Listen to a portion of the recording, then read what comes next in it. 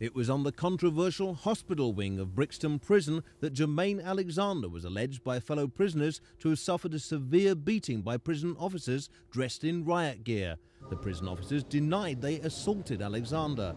During the 8-day inquest, a pathologist said Alexander suffered more than 80 injuries, including a huge cut in his face and a spinal fracture. He'd lost 2 teeth, which were lodged in the back of his throat. It was alleged he'd also been assaulted while in police custody. The coroner, Sir Montague Levine, in his summing up, told the jury, "You might reflect on how you deal with an extremely violent man without causing some form of superficial injuries." Sir Montague added in his summing up, "There's not one single injury which could be attributed to the cause of Jermaine Alexander's death from a heart attack." Alexander's family heard that at Edmonton Police Station, where he had been held after twice being arrested within 12 hours for assault and threatening behaviour against the police, 2 different doctors saw him and failed to question his state of mind. This was despite the fact that, according to the coroner, alarm bells should have rung.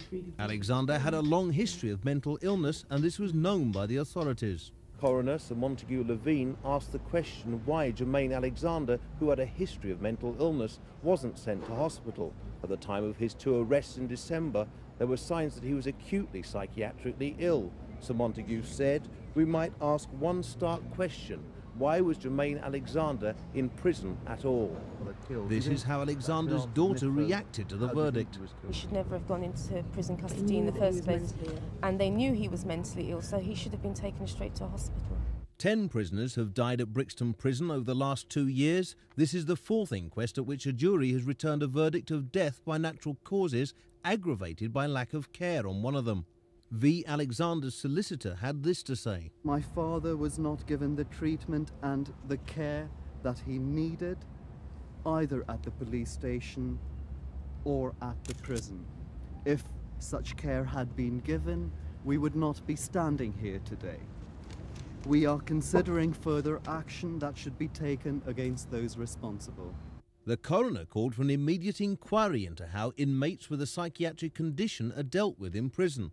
He was particularly concerned about the lack of cover by doctors during the night at Brixton and admissions to hospital from police stations in the metropolitan area.